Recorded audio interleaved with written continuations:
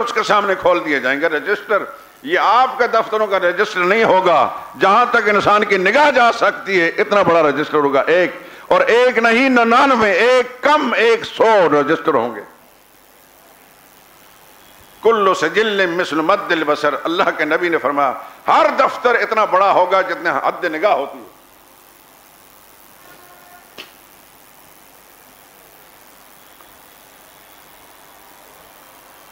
اللہ فرمائیں گے اتنکر من ھذا شیئا، اے میرے بندے یہ جتنے گناہ بھی تیرے ذمے لگائے گئے ہیں تم ان میں سے کسی ایک کا انکار کرتے ہو.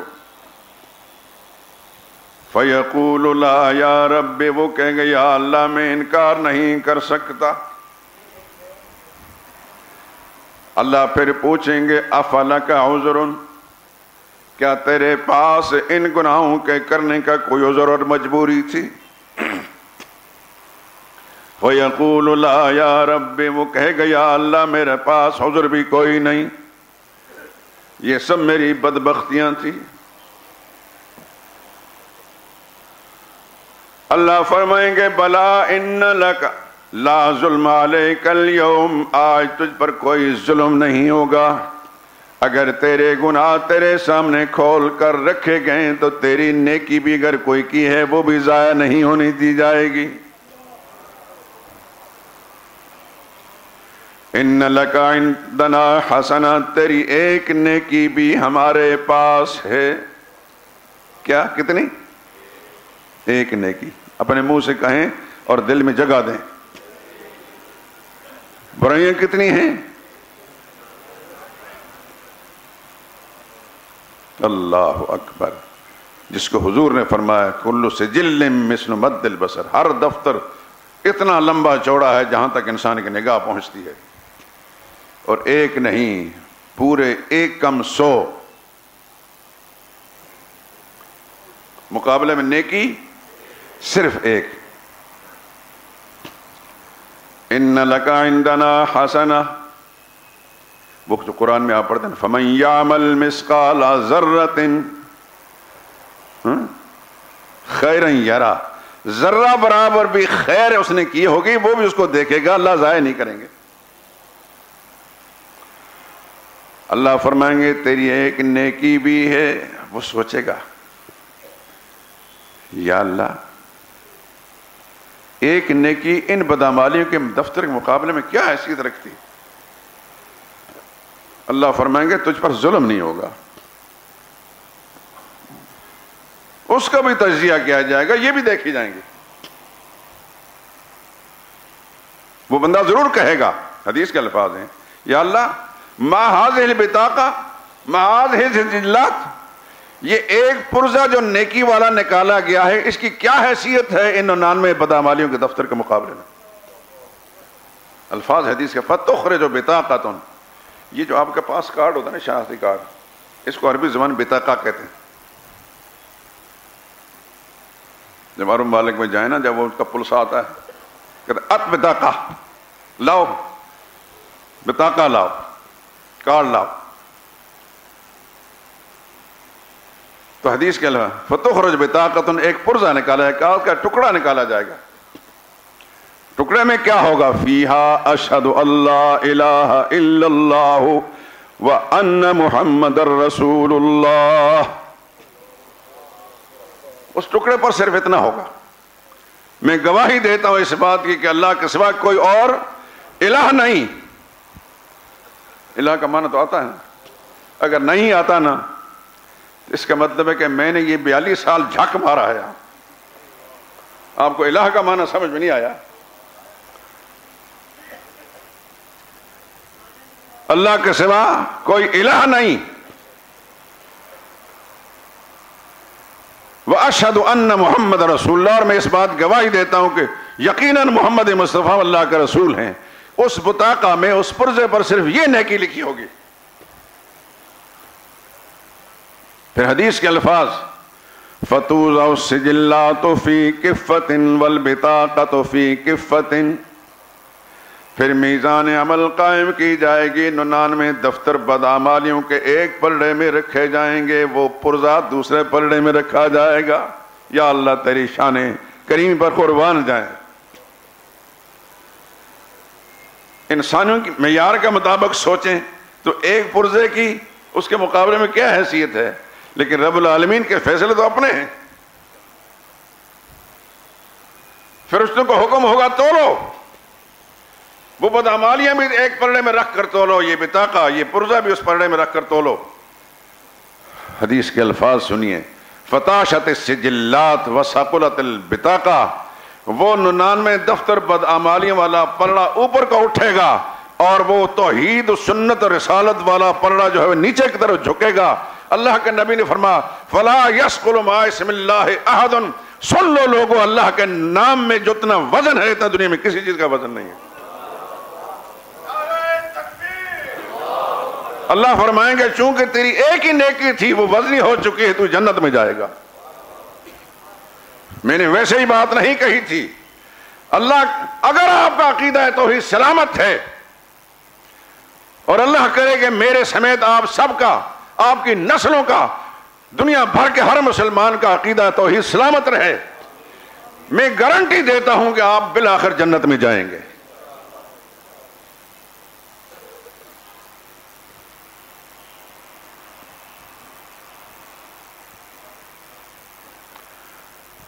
یہ بات میں نے کیوں سنائی؟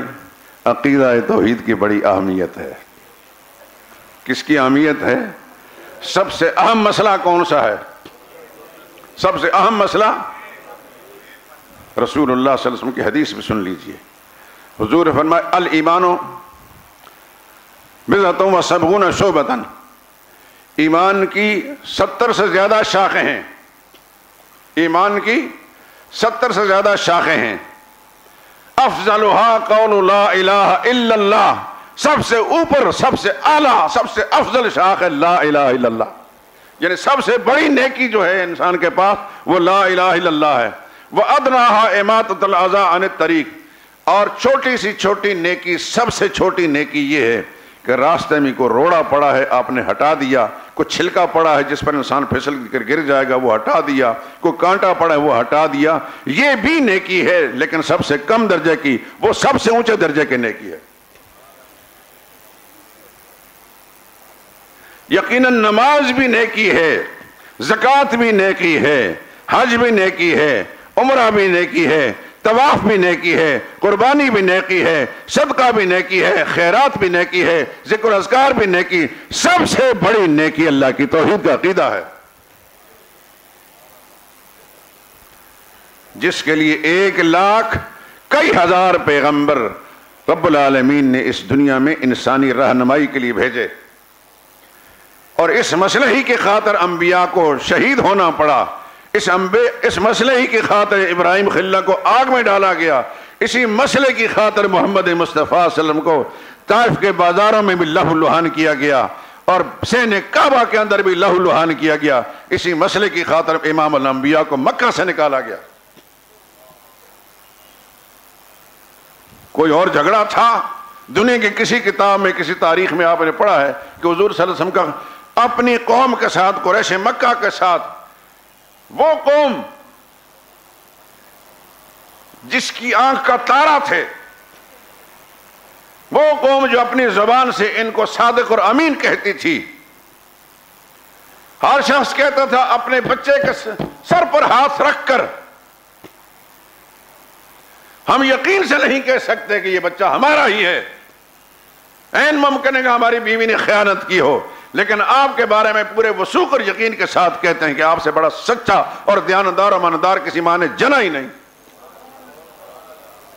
وہی لوگ اپنی زبان سے چند لمحے پہلے یہ بات کہتے ہیں، اور جب رسول اللہ نے لا الہ الا اللہ پیش کیا تو اس کے بعد کہنے لگا انک کاذب، آپ تو جھوٹے ہیں۔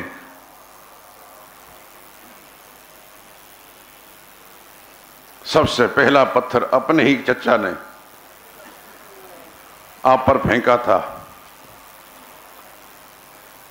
اور قرآن بتا رہا ہے وَانْطَلَقَ الْمَلَأُ مِنْهُمْ، جتنے مکہ کے چودھری تھے، جتنے وہاں کے باصر لوگ تھے، چل کھڑے ہوئے اٹھ کر، کوئی ادھر جا رہا ہے کوئی ادھر جا رہا ہے، اَنِمْشُوا، چلو چلو، وَاصْبِرُوا عَلَىٰ آلِهَتِكُمْ، اپنے الہوں کو نہیں چھوڑنا، جو باپ دادا سے الہ چلے آ رہے ہیں ان کو نہیں چھوڑنا۔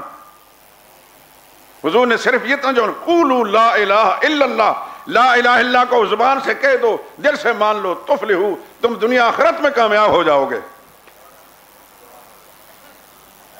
بھئی یہی جرم تھا حضور صلی اللہ علیہ وسلم کا، کسی کی توہین نہیں کی، کسی کو گالی نہیں دی، کسی سے رشتہ نہیں مانگا، کسی سے اقتدار نہیں مانگا، کسی سے مال نہیں مانگا، ان کی بھلائی کی بات کی ہے۔ فرمایا تفلحو، تم دنیا میں بھی کامیاب ہو جاؤ گے، آخرت میں کامیاب ہو جاؤ گے۔ یہی جرم تھا محمد مصطفیٰ صلی اللہ علیہ وسلم۔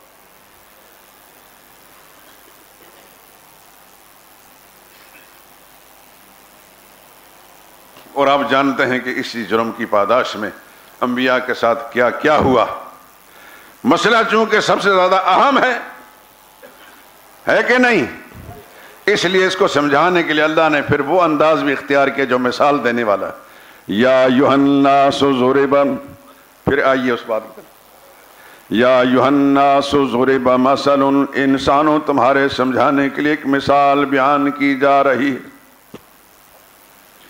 فاستمعوا لہ، فاستمعوا لہ کیا معنی اس کا؟ غور سے سنو، کان لگا کر سنو۔ ان الذین تدعون من دون اللہ، جن کو تم اللہ کے سوا اپنی حاجتوں میں، اپنی مشکلوں میں حاجت روا سمجھ کر، مشکل کشا سمجھ کر پکارتے ہو، اللہ فرماتے ہیں لن یخلقوا ذبابا، وہ ہرگز ایک مکھی بھی نہیں بنا سکتے۔ وَلَوِ اجْتَمَعُوا لَهُ، سارے اگلے پچھلے جمع ہو جائیں، زمین والے جمع ہو جائیں، آسمانوں والے جمع ہو جائیں، فرشتے جمع ہو جائیں، نبی جمع ہو جائیں، شہید جمع ہو جائیں، ولی جمع ہو جائیں، اگلے پچھلے جمع ہو کر اللہ کے نظام عالم میں ایک مکھی بھی پیدا نہیں کر سکتے۔ اس سے بڑا کوئی چیلنج ہو سکتا ہے؟ اور آج 1500 سال گزر چکا ہے، اس چیلنج کو کسی نے قبول کیا؟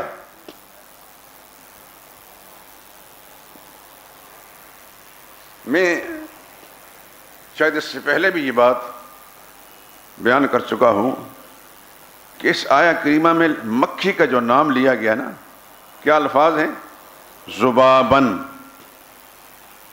ذباب کہتے ہیں مکھی کو۔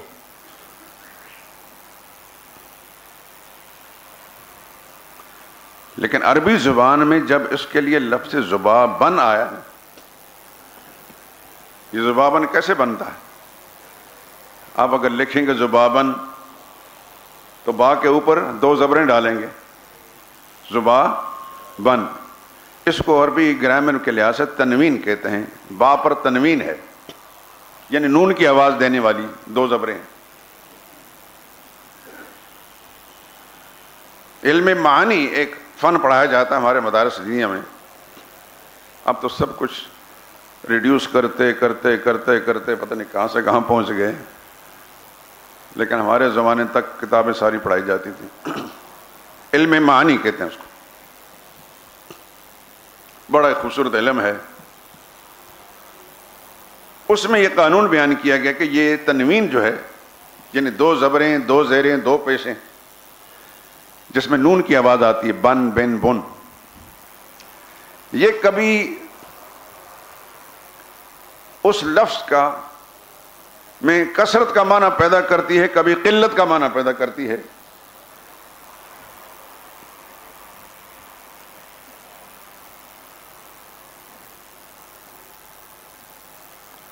تو یہاں ذبابن جو ہے کبھی تحقیر کا معنی پیدا کرتی ہے، کبھی تعظیم کا معنی پیدا کرتی ہے۔ یہاں پر ذبابن کی جو تنوین ہے یہ تحقیر کا معنی پیدا کرتی ہے، یعنی بڑی مکھی نہیں، چھوٹی مکھی، وہ جو بڑی شرارتی سی ہوتی ہے، بڑی مشکل سے نظر آتی ہے، بڑی تیزی سے بھاگتی ہے۔ اللہ یہ سمجھانا چاہتے ہیں کہ سارے مل کر ایک چھوٹی سی مکھی بھی نہیں بنا سکتے۔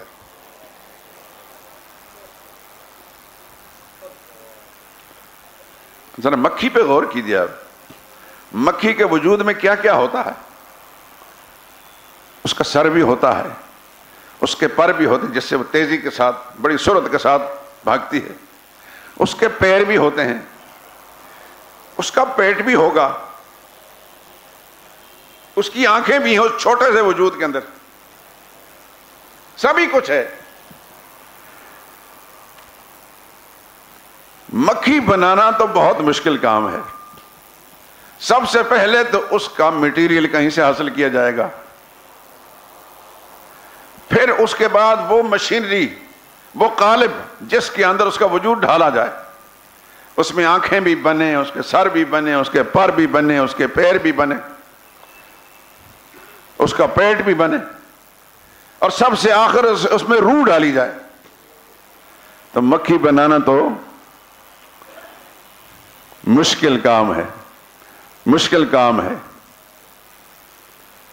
آج سائنس کتنی ترقی کر گئی ہے، کوئی ایک مکھی بنا سکتا ہے، حقیقی مکھی. کمپیوٹر کے ذریعے سے کسی چیز کو متحرک کرنا، کسی جانور کی شکل بنا کر اس کو دوڑانا، یہ اور بات ہے. وہ حقیقی زندگی اس میں ڈال سکتا ہے کوئی. اس لیے اللہ نے فرمایا وَإِن يَسْلُبْهُمُ الذُّبَابُ شَيْئًا، مکھی بنانا تو درکنار وہ بہت مشکل کام ہے. مکھی پیدا کرنا تو بہت مشکل کام ہے. آؤ تمہیں اس سے بھی نیچے جا کر ایک مثال کے ذریعے سمجھانا چاہتے ہیں. وَإِن يَسْلُبْهُمُ الذُّبَابُ شَيْئًا، وہ مکھی اگر ان سے کوئی چیز چھین کر بھاگ جائے. آپ جب کھانا کھاتے ہیں مکھی آ کر کھانے بیٹھتی کہ نہیں؟ تو بے دھیانی بعض اوقات آپ کے کھانے سے کوئی ذرہ اڑا کر لے جاتی کہ نہیں جاتی؟ سارے گھر والے مل کر اس مکھی کو سے وہ ذرہ چھڑانا کر سکتے ہیں آپ؟ اللہ سمجھانا چاہتے ہیں وَإِن يَسْلُبْهُمُ الذُّبَابُ شَيْئًا، اگر وہ مکھی ان سے کوئی چیز چھین کر بھاگ جائے. شیئن یہاں بھی تنوین ہے، بہت معمولی سا ذرہ چھین کر بھاگ جائے. اللہ فرماتے ہیں لا يستنقذوه منه، سارے کے سارے مل کر سارے ہتھیار لے کر پیچھے بائیں اس کے بھاگیں گے، اسے چھڑا نہیں سکیں گے.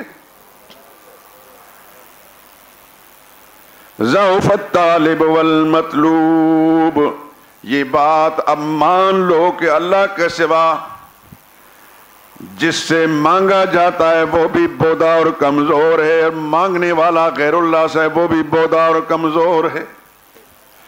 اس کے بعد اللہ ما قدر اللہ حق قدرہ، کس قدر حیرت کی بات اس انسان پر کہ اللہ کی قدر نہیں پہچانی جو قدر کرنے کا حق ہے. کھاتا اللہ کا ہے، پیتا اللہ کا ہے، چلتا اللہ کی زمین پر، دی ہوئی زندگی اللہ کی استعمال کرتا ہے، ساری نعمتیں اللہ کی استعمال کر رہا ہے، اور پھر مخلوق سے مانگتا ہے،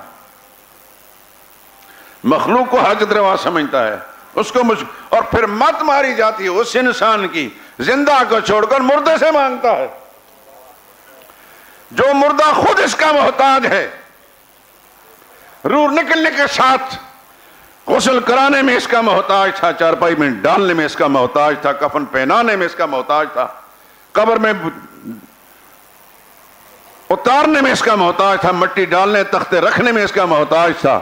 منو مٹی ڈالنے کے بعد سارے خدائی اختیارات اس کے اندر واپس لوٹا. اب اس انسان کو حکم دیا کہ تو جا کر ان سے اپنے مرادیں مانگ.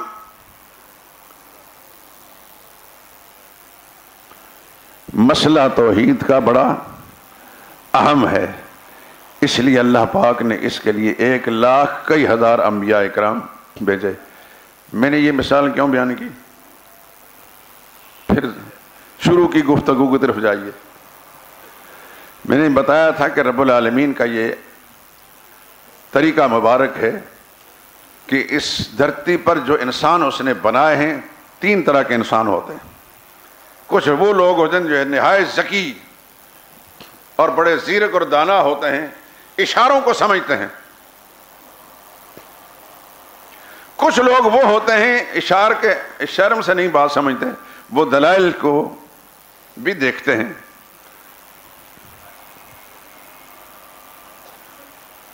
اس کی ایک مثال عرض کروں. پہلے پارے میں آپ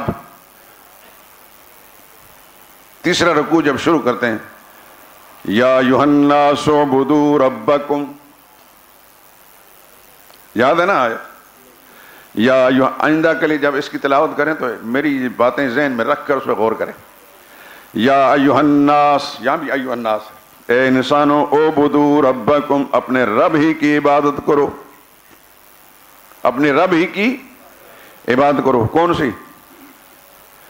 زبانی عبادت بھی اپنے رب ہی کی کرو، بدنی عبادت بھی اپنے رب ہی کے لیے بجا لاؤ، مالی عبادت بھی اسی کے لیے بجا لاؤ. کیونکہ آپ نماز میں پڑھتے ہیں نا، التحیات للہ، ساری کی ساری زبانی عبادتیں اس کا حقدار صرف اللہ ہی کو سمجھتے ہیں. بدنی عبادتیں بھی اللہ کے لیے، زبانی عبادتیں بھی اللہ کے لیے. تو اعبدوا ربکم، ساری کی ساری عبادتوں کی قسم رب کے لیے بجا لاؤ. یہ تو دعویٰ ہے. یا اللہ کیوں؟ اب اس کی دلیل، الذی خلقکم، اس لیے کہ اس نے ہی تم کو پیدا کیا ہے. جو تمہارا خالق ہے وہ یہ عبادت کے لائق بھی ہے. والذین من قبلکم، اس لیے اس کی عبادت کرو کہ تم سے پہلوں کو بھی اس نے پیدا کیا ہے. الذی جعل لکم الارض فراشا، اس لیے اس کی عبادت کرو کہ زمین کو فرش بھی اس نے تمہارے لیے بنایا ہے. اس لیے اس کی عبادت کرو. والسماء بناء، آسمان کو چھت بھی تمہارے لیے اس نے بنایا ہے. اس لیے اس کی عبادت کرو. وانزل لکم من السماء ماء، آسمان سے پانی بھی اس نے تمہارے لیے اتارا ہے. یہ سارے دلائل ہیں. دلائل کس کے ہیں؟ اعبدوا ربکم. ایک دعویٰ ہے، اس کے لیے یہ دلائل ہے. یہ قرآن کا اسلوب ہے. ذہین اور ذکی آدمی کے لیے اشارہ، معتدل درمیانے متوسط انسان کے لیے دلائل پیش کیے جاتے ہیں، اور غبی انسان کے لیے پھر مثالیں بھی پیش کی جاتی ہیں. اور مثال میں نے آپ کے سامنے ذکر کر دی.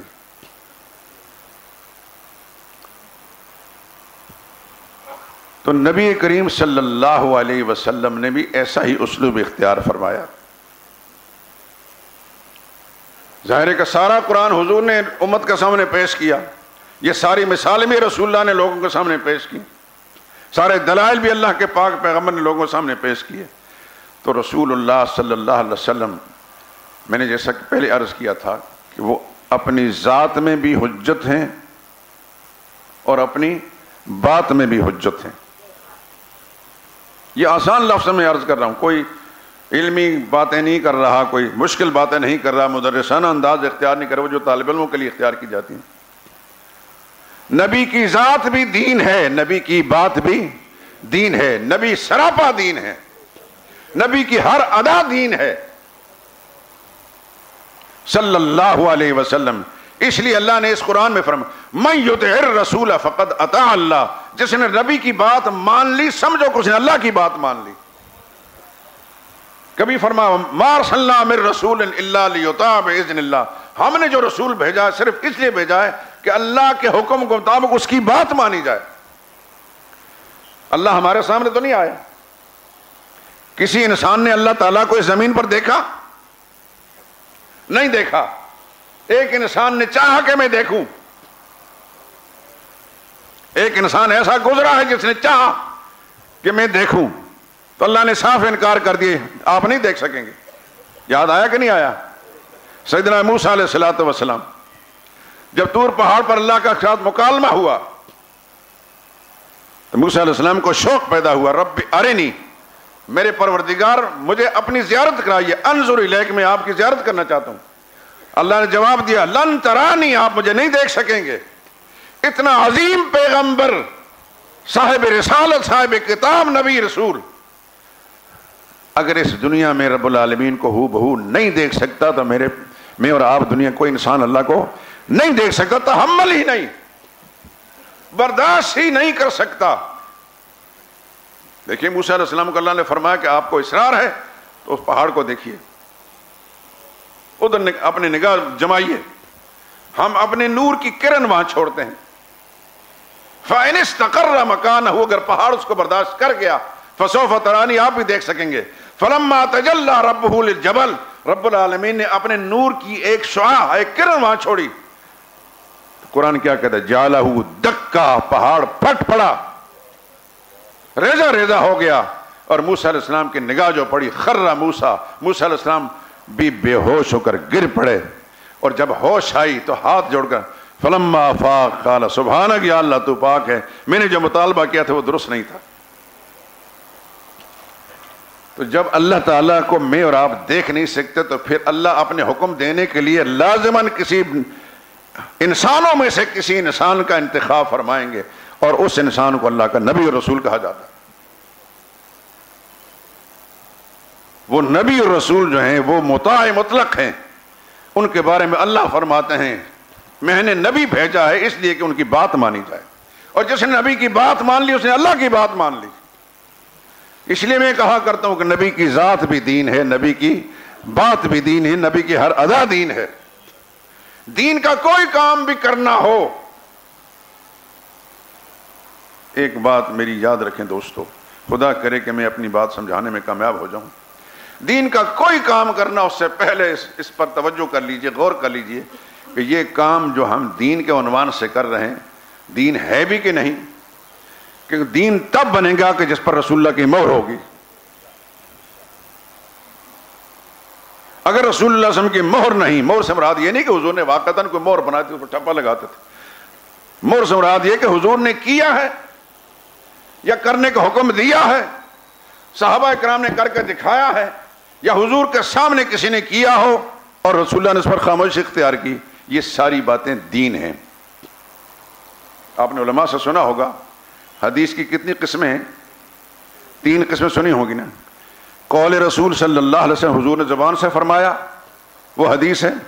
رسول اللہ نے کام کر کے دکھایا، وہ حدیث ہے. یا حضور صلی اللہ علیہ وسلم کے سامنے کسی نے کوئی کام کیا اور حضور صلی اللہ علیہ وسلم نے خاموشی اختیار کی، وہ بھی دین ہے. جو پہلی حدیث ہے یعنی حضور نے زبان سے فرمایا اس کو کہتے ہیں قولی حدیث. جو حضور صلی اللہ علیہ وسلم نے خود کام کیا اس کو کہتے ہیں یہ فعلی حدیث، حضور کا اپنا عمل ہے. اور حضور صلی اللہ علیہ وسلم کے سامنے کسی نے کوئی کام کیا اور حضور نے سکوت اور خاموشی اختیار کی، اس کو کہتے ہیں عربی زبان میں یا حدیث کی اصطلاح میں تقریری، جس کو اور آپ انگریزی میں کنفرمیشن. رسول اللہ نے کنفرم کر دیا، رسول اللہ کی تائید حاصل ہو گئی. جب حضور نے خاموشی اختیار کی، یہ خاموش تائید ہے. کبھی کبھی اس پر سنت کا اطلاق بھی ہوتا ہے کہ سنت سے یہ بات ثابت ہے کہ نہیں. اصل میں تقسیم یوں ہے، جو کام حضور رسول اللہ صلی اللہ علیہ وسلم نے جو فرمایا وہ حدیث ہے، جو کیا وہ سنت ہے. لیکن کبھی کبھی ان سب پر جو حدیث ہے اس پر بھی سنت کا اطلاق کر دیا جاتا ہے، جو آپ کا عمل ہے اس پر سنت کا اطلاق کر دیا جاتا ہے. تو یاد رکھیے دین کا کام جو بھی کریں، جو بھی دین کے نام سے کریں، پہلے یہ سوچیں کہ اللہ کے پاک پیغمبر صلی اللہ علیہ وسلم کی سنت سے ثابت ہے. مثلا آپ کو کسی نے کہا کہ وظیفہ پڑھیں، یہ پڑھا کریں، تو آپ کی ذمہ داری ہے کہ پہلے یہ معلوم کریں کہ کیا رسول اللہ صلی اللہ علیہ وسلم کی سنت سے یہ بات ثابت ہے.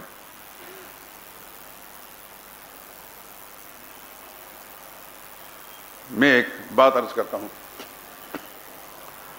کئی لوگ کہتے ہیں اللہ اللہ اللہ اللہ اللہ اللہ اللہ. ظاہر اللہ ذاتی نام ہے، اس میں ذات ہے. کیا یہ رسول اللہ صلی اللہ علیہ وسلم کے اس طرح ثابت ہے؟ یہ ہرگز رسول اللہ صلی اللہ علیہ وسلم سے ثابت نہیں.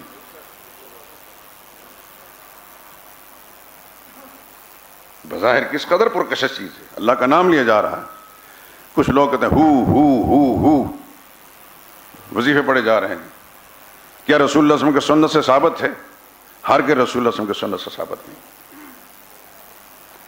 تو نیکی سمجھ کر بھی ایک کام کرے گا، اللہ کا نام بھی لے گا، جو نبی کے طریقے سے ثابت نہیں، وہ اس کے حق میں بدعت بنے گی.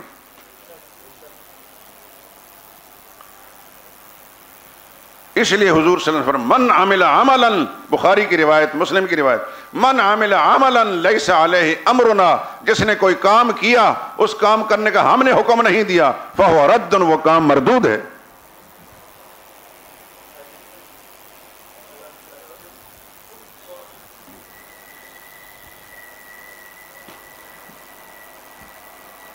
آپ ایک چھوٹی سی مثال پیش کر کے بات ختم کرتا ہوں. ظہر کی نماز آپ پڑھتے 4 رکعتیں، تو 2 رکعت پڑھنے کے بعد تشہد پڑھتے ہیں کہ نہیں پڑھتے؟ پڑھتے ہیں نا. آپ ذرا تصدیق کریں گے تو مجھے پتہ چلے کہ واقعتاً کوئی سمجھ میں آ رہی ہے. تشہد پڑھتے ہیں، کہاں تک پڑھتے ہیں؟ عبدہ و رسولہ تک. اور اس کے بعد پھر اللہ اکبر کہہ کر 30 رکعت کے کھڑے ہو جاتے ہیں. اگر آپ عبدہ و رسولہ پر تشہد ختم نہ کریں اور اس کے بعد پڑھیں اللہم صلی علی محمد وعلی آل محمد، کیا معنی ہے اس عبارت کا؟ اے اللہ اپنی رحمت نازل فرما حضرت محمد مصطفیٰ صلی اللہ علیہ وسلم پر اور رسول اللہ علیہ وسلم کی آل پر. یہ آل میں پوری امت مسلمہ شامل ہے، یہ یاد رکھیں، کوئی خاص افراد نہیں ہیں. آل محمد میں پوری امت مسلمہ رسول اللہ صلی اللہ علیہ وسلم کے متبعین پیروکار شامل ہیں. اس میں خاندان کے لوگ بھی ہیں. ہر وہ شخص جس نے رسول اللہ صلی اللہ علیہ وسلم کی نبوت کو تسلیم کر لیا اور آپ کے طریقہ پر قائم ہے، وہ آل رسول ہے. ایک اہل بیت ہیں، اہل بیت میں رسول اللہ صلی اللہ علیہ وسلم کی بیویاں ہیں، بالتبع اولاد شامل ہے. آل رسول میں پوری امت ہے.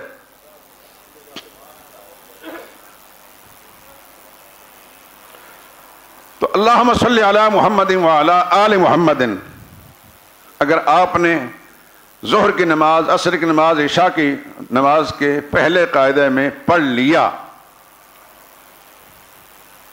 تو کیا ہوگا؟ کیوں؟ کیا جرم کیا کیا آپ نے؟